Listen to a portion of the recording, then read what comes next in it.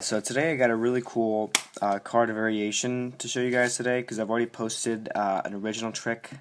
I mean, it wasn't my original trick, but the original trick that I'm gonna variate here, I guess. I'm gonna show you that, guys, right now.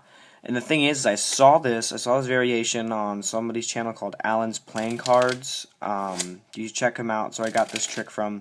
But anyways, it's basically the same thing as the other biddle type card trick that I've showed you guys. But this one I believe is better. I like this one a lot better. And I looked down in the comments because I was going to ask them if I could post a tutorial for the trick on my channel, but it turns out somebody else already did, so I checked it out, but it didn't have that many views, so hopefully if I post it on my channel, maybe it'll get some more views, or you guys can share it, or... Anyways, I just wanted to post this here so you guys can see it too, because the trick itself only had about 8,000, so hopefully we can boost those numbers up, because this trick is really, actually it's really good. So I'm not taking credit for it. Definitely check out Alan's Playing Card. That's his channel name. Definitely go check him out. I'm not taking any credit for it, but this trick is really cool, so that's why I wanted to have it on here. So anyways, I'm going to shut up here, show you the trick. So we have a shuffle deck here. I want you to pick some sort of card from the middle of the pack. Okay, so we have a random card. That's going to be yours over here.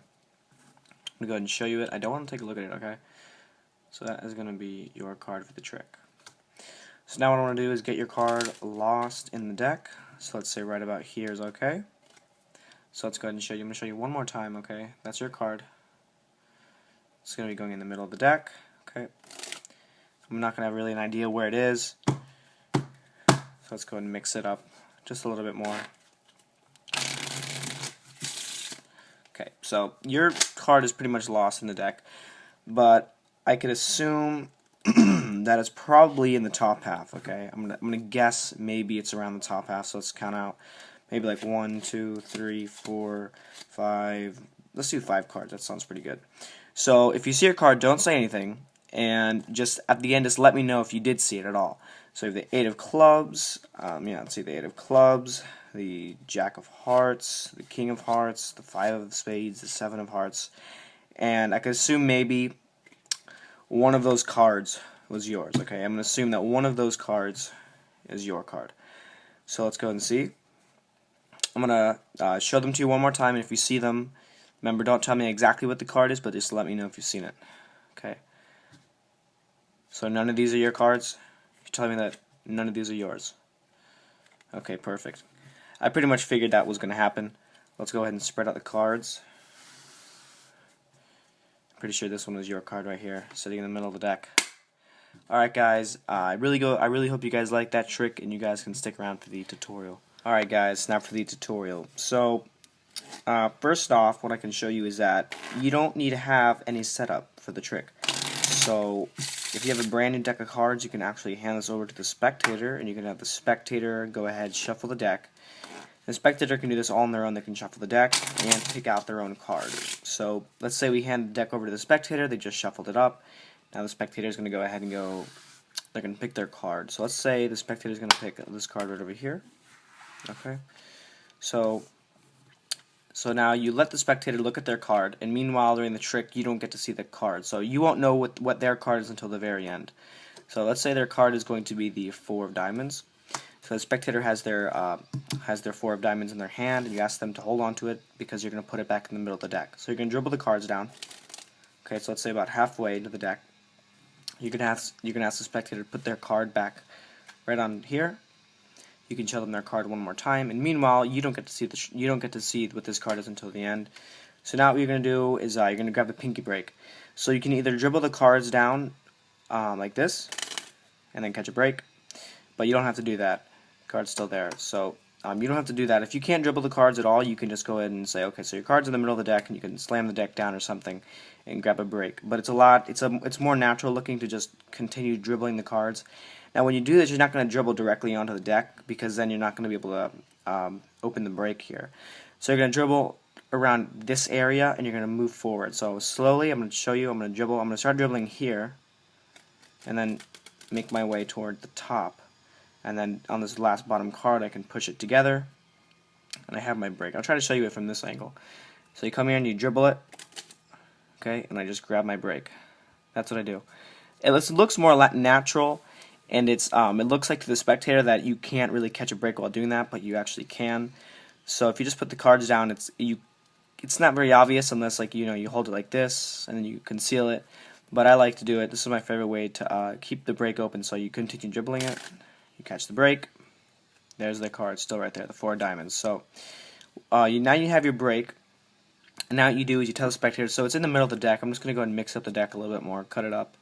So you take so from your break you take half of the top portion, put it down, and then you go from the break, put it down, and then take this packet, put it down. Their card is going to be on top of the deck. So from here you can do 1 riffle shuffle, and what you're going to do is you're going to go down here, and then when you shuffle it you want to make sure their card stays on top. So how I do that is it's really simple. I just start riffling like I would any other shuffle, and I make sure that my right hand finishes last. That way their card is going to be on top still. So that's all we care about. Now you can tell the spectator that their card is lost in the packet and you have no idea where it is, but you can guess that it's probably in the top portion. You can put the bottom half down because all we need is the top right now. So you're going to take here and you're going to tell the spectator that you're going to show them some cards, but if they see their card, tell them not to say anything. Okay, that's what you're going to tell them.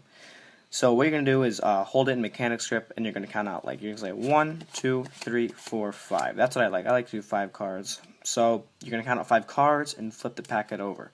So obviously this is their card, and you tell them again that if they see their card, tell them not to say anything. So from here you're going to put it in biddle grip, which means your middle finger is going to be on top of the deck, also with your ring finger. That's how it's going to be held. Your thumb's at the bottom, and that's how you're holding the deck. So now what you can do, your hand comes over, your thumb is going to pry off the first card, and you can tell them, okay, so we have the 4 of diamonds, and you're going to come back to get the 2 of spades, or whatever card the next one is, and this is the sleight of hand you're going to do. You're going to, as you're pushing the card in to grab the 2 of spades, you're going to retain the 4 of diamonds with your middle and your thumb down here. So you're going to come in, push the card in, grab it right here, and then you're going to pull the 2 out. And their card is retained at the bottom, okay? So that's what their card is. So now you can say, okay, we have the 2 of spades, the 8 of clubs, the 6 of diamonds, and the 4 of hearts. And now all you're going to do, since their card is right here, this is their card, right here, it's on the bottom of the deck, you're just going to put this down, and now what you can do is you can ask the spectator, you say, okay, I'm going to place this in your hand, okay? So, and this is a little variation. This is the person who does this in the original video doesn't actually do this, but this is a little variation you can do. You can say, okay, now watch. I'm going to place this packet in your hands. I don't want you to look at it yet. So you place it in their hands and you ask the spectator. So let's pretend that's in the spectator's hands. You can tell the spectator, okay, so your card was in that pile, yes or no? They're going to say obviously yes. And you say, are you sure? And so then they're going to look through the deck or look through these cards, and they're obviously going to see their card isn't there. So then you can just place these cards back on top of the deck, and you say, well, you know what? I honestly believe your card is lost still in the deck, and you can show them their card is lost in the deck, and it's really cool. It's a really cool effect when they see that. You can show them the card, and that's the trick. So I definitely hope you guys check out the original the guy who originally did it. His name was Alan's Playing Card. That was the name of his channel. And anyways, this trick is really cool. I liked it. So big thanks, big shout out to him. He's really cool. And anyways, I hope you guys liked the trick. So yeah, thanks for watching.